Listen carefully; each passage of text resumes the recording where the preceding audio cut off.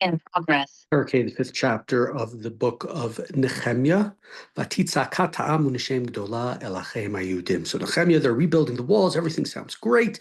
He's been sent there. He's got authority. He's got prominence. There's some troublemakers.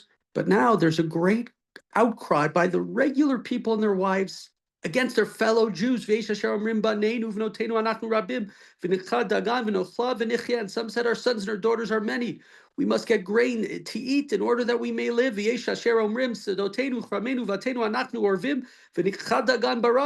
And others says, we're going to have to pawn our fields, our vineyards, our homes to get grain, to stave off hungry. And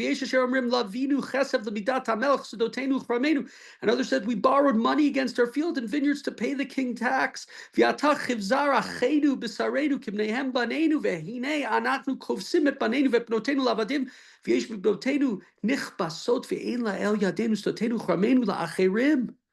And now we're as good as our brothers, our children as good as theirs, right? We're as good, our kids are as good as the wealthy ones. Yet here we are subjecting our sons and daughters to slavery. Some of our daughters are already subjected. We are powerless while our fields and vineyards belong to others. There's economic problems. And due to the economic problems, people are suffering. They're forced to mortgage their fields to their fellow Jews, to sell their children to slavery, to pay taxes, to survive the famine and the hunger. And the wealthier Jews are exploiting them. And this is, we saw in the book of Ezra was problems, religious problems in terms of intermarriage, etc. But here we see a problem, an economic problem, a social justice problem. And what does Nehemiah say? Vayichar li ma'od in verse 6, kasher shamati et za'akatam. I was really saddened. I was angry when I heard this. And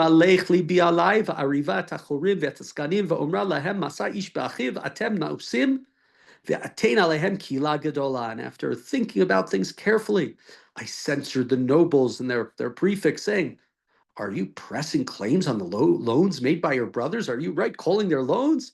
And I raised a large group of people against them. And I said to them in Pasuk Ched, verse 8, Anachnu kaninu et acheinu hayudim animkarim legoyim, kedei vanu v'gam atem timkaru et achechem v'nimkaru lanu v'yachrishu v'lo matzu davar, and said to them, we have done our best to buy back our Jewish brothers who were sold to the nations. Will you now sell your brothers so they must be sold back to us? They kept silent, for they had no answer. There was nothing that he could say when he rebukes the nobles, the officials, for their interest, for their enslaving people. Remember, part of this idea, we were sold into slavery in a sense by God for our sins. We were sold to the Babylonians. We were sold as a people. And now the people have been bought back. Now we've been brought back to Israel, and you're going to sell them again? How could you do such a terrible thing?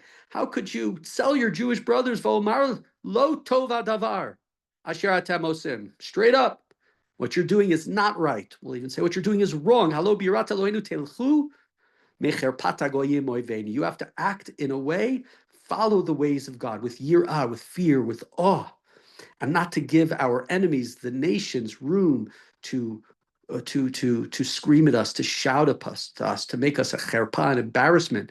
The Gamani, he says in Pasuk Yud, Achai u'ne'orai noshim bahem kesef, v'dagan na'azva na'tamasazeh. And I, my brothers, my servants, also have claims of money and grain against them. I also lent them money. But that's it. It's a yovel. I'm releasing the debts. Hashiva na lahem kayom sedotehem karmehem zeitehem uvatehem. Give them back at once their fields, their vineyards, their olive trees, their homes. Abandon your claims against them. Along with the silver, the grain, the wine, the oil that you've been pressing against them. This is the time. Let's just forgive. Let's start again from the beginning. Everybody's going to declare bankruptcy or whatever. We're going to start again. We're not going to be owing anybody money. Vamru nashiv umehem lo nevakesh kei naaseh kasher ata omer ve'akrat hakohanim v'ashpi'im. And they replied, we will give it back and we will not demand anything of them. We shall do as you say. And they summoned the priests, and there was an oath, a public oath made, saying that this is what would be done by the people in this case. And Nechemiah continues, Gam chatzni na'arati ve'omra kacha yina'er Elohim et kol ha'ish asher lo yakim et hadavar hazeh mibeito mi'gi'a v'kacha yiyeh na'ur v'arek ve'emru chol hakal amen. And so I shook out from my garment right? It's like I'm shaking free of the debts, the dirt that I have in my garment. And every man will be free for his household and his property, and it is theirs. And any man who doesn't listen, the same way I'm dropping the crumbs or whatever is out of my pocket, so too that man will be shaken out and stripped. And everybody answered Amen and said, praises to God, and everybody listened. The people kept their promises. And this is a great chapter really of social justice, of concern for the poor, bringing back the Yovel, bringing back the Shemitah. Jews were exiled, and part of the exile, and part of the reasons, if you read the books of Yeshaya, right, especially it's social justice, taking advantage of the widow, the orphan, the poor. And here Nechemiah gets the people, and they're not going to do that anymore. They say, we're not going to enslave. It's interesting. There's a Gemara, the Talmud Yerushalmi, that talks about a pasuk in the beginning of Parshat Va'era, where Moshe and Aaron are commanded to go El Bnei Yisrael ve'el Paro Melech Mitzrayim, to Israel and to Paro, the king of Egypt, Lotzia Bnei Yisrael Meretz Mitzrayim, for the Jews to leave Egypt. And the Gemara there says, why does it say it? It doesn't make sense. It should just say Moshe and Aaron go to speak to Paro and ask for the Jews to leave. Why did it say Moshe and Aaron go to Paro and to Bnei Yisrael to allow the Jews to leave Egypt? And what the Talmud Yerushalmi says is that the Jews also had slaves. Moshe had to go to the Jews to release their Jewish brethren. Even in Egypt, when there were Jews were enslaved, there were Jews who themselves had slaves. And so we see it here too, early on in the Second Temple period. We don't want to be punished. We want to go back to the beginning. And so Nechemiah tells them that this is what they have to do. We have to be a society that has cohesion, a society that is just, a society that is working together. And we continue now. Nechemiah is going to talk about his personal example. Gam, we're in verse 14, Pasuk Yudal. Gam yom asher tzivah oti liot pecham, ba'aretz Yehudit, Yuda, Mishnat Esrim, ועד שנת 32 לאתר, חשתה המלך שתים עשרה שנים, שתים עשרה, ואני ואחי לכם, hapecha lo achalti. And he says, from the day that I was chosen to be the pachat, like the pasha, the governor of the land Judah, from the 20th year of King Artaxerxes until his 32nd years, 12 years in total, neither I nor my brothers ever ate the government's food allowance, right? We would have to work. We weren't just taking what was given to us. That's being given to everybody. Yes, I had the job. I was entitled to take it.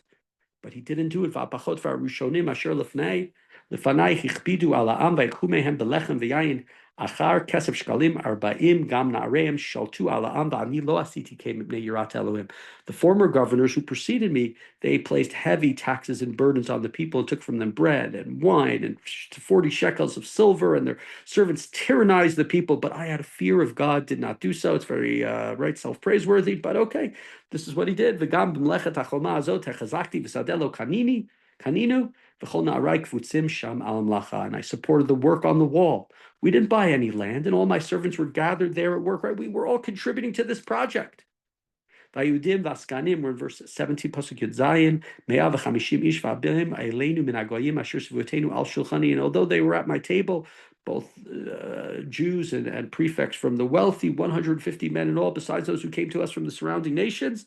Vasher haya na'aseh le'yom echad shor echad son, sheish birurot v'tziparim na'asu li uven aseret yamim b'chol yayin la'arbei v'im zeh lechem hapecha lo vikashti ki chavda avodah la'amazen. Although every day, what did we have to prepare every day for all these people? An ox, 6 sheep, birds, right? All sorts of wine every few days. I still didn't ask for the governor's food allowance from the king's service, even though it was heavy work. And I guess Nechemiah maybe had personal wealth, maybe something he managed to find from somebody else, but he had it all. Zachrali Elohai letova kol asher asiti al ha'am hazen. So he concludes and he says,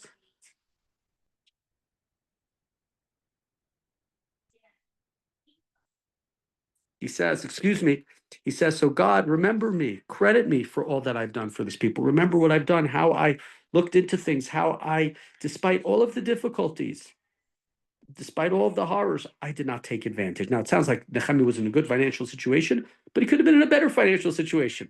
And that's what most people do, but Nechemiah doesn't here. And the guiding principle in this chapter, a guiding principle, and something that's, of course, very important in Jewish life today, the idea of social justice, the idea of a community. Do not take advantage of your fellow Jew. Do not enslave them. It was terrible, according to Yerushalmi, it was done in Mitzrayim. It was done here at the beginning of the Second Temple period. But here he leads the people, they release their slaves, and hopefully that will allow the community in total to grow.